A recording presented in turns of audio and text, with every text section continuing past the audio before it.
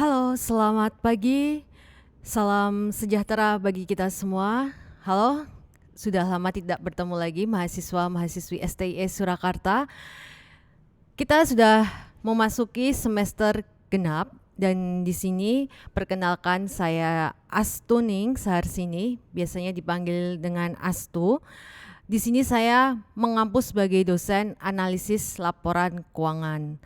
Analisis laporan keuangan sendiri nanti ada di semester 4 teman-teman semuanya. Nah, bagi teman-teman yang memasuki semester 4 ini nanti ke depan selama satu semester kita akan belajar tentang analisis laporan keuangan. Dan apa sih itu analisis laporan keuangan? Mengapa kita perlu belajar tentang analisis laporan keuangan dan apa saja yang akan kita pelajari selama satu semester ke depan tentang analisis laporan keuangan.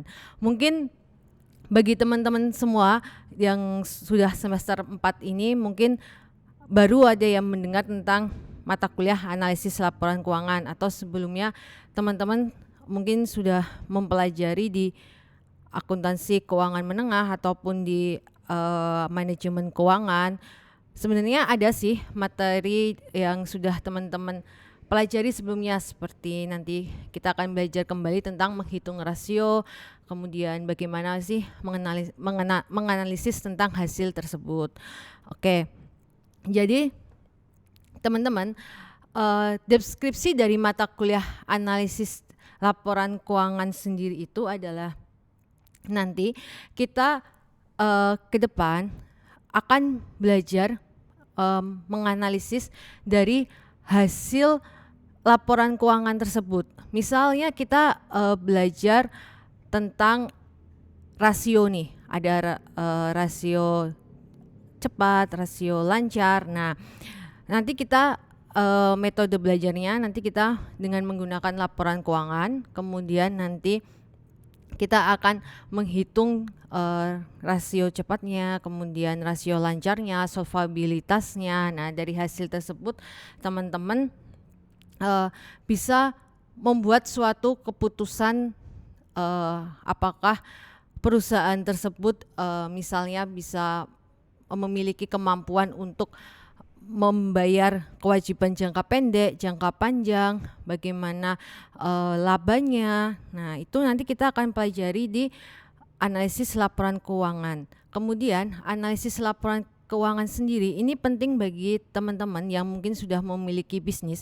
Selain teman-teman ini harus menyusun laporan keuangan seperti laporan laba rugi, kemudian laporan posisi keuangan, kemudian laporan arus kas, kemudian ada laporan perubahan ekuitas. Nah, setelah teman-teman menyusun laporan keuangan, teman-teman harus bisa menganalisis guna teman-teman bisa menilai risiko dalam berbisnis, kemudian bisa melihat prospek dari bisnis teman-teman sendiri, sehingga teman-teman harus bisa membaca hasil dari laporan keuangan tersebut, sehingga teman-teman bisa membuat perencanaan dalam berbisnis, bisa menentukan strateginya bagaimana, taktik dalam berbisnisnya bagaimana, kemudian bisa melihat peluang dan ancaman ke depan dalam berbisnis itu bagaimana. Sehingga sangat penting bagi teman-teman yang sudah memiliki bisnis, baik itu bisnis UMKM atau sejenisnya, bisa membaca dari hasil laporan keuangan tersebut. Nah, dalam membaca hasil laporan keuangan tersebut itu nanti bisa menggunakan beberapa alat analisis laporan keuangannya. Nah, nanti kita akan belajar lebih lanjut pada saat pertemuan di perkuliahan nanti.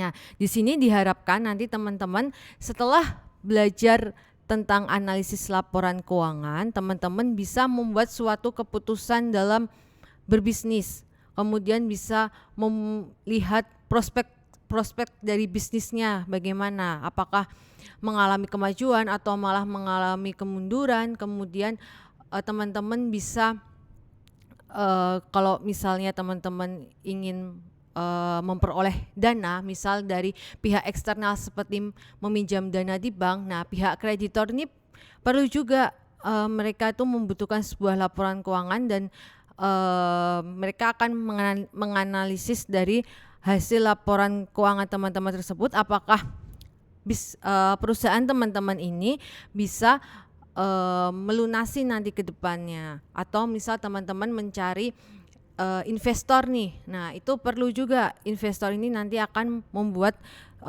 suatu analisis dari hasil laporan keuangan tersebut.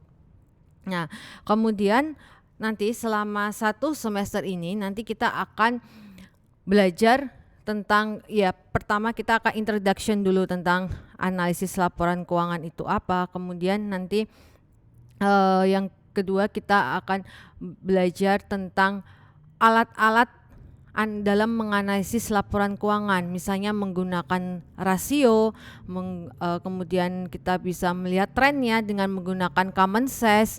Kemudian nanti kita juga akan belajar tentang arus kas tentang pendanaan, investasi, operasi, dan semacamnya. Nanti kita akan belajar selama 1 semester ini. Nah, nanti juga kita akan belajar tentang apa itu bedanya antara analisis akuntansi, kemudian analisis dalam bisnis itu apa, kemudian ada analisis prospektif sendiri itu apa.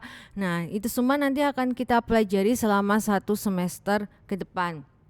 Nah, kemudian dalam metode pembelajarannya nanti untuk analisis laporan keuangan ini, kita nanti akan membuka forum diskusi melalui LMS, yang nanti di sana kita akan diskusi.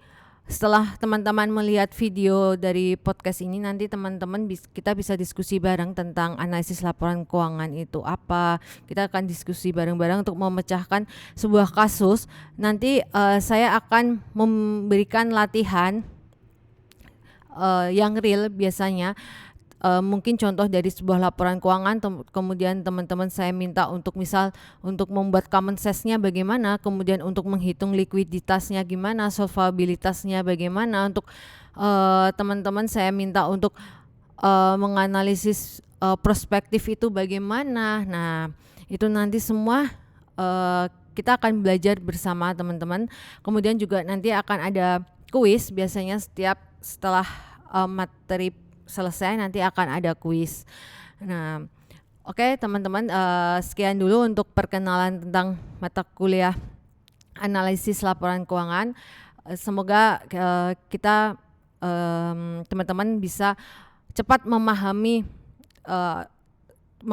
materi tentang analisis laporan keuangan, kemudian bisa diaplikasikan dalam dunia yang real dalam bisnis teman-teman nih. Jadi teman-teman itu tidak hanya membuka bisnis tapi tidak bisa menyusun laporan keuangan, tidak bisa menganalisis hasil dari laporan keuangan itu sendiri.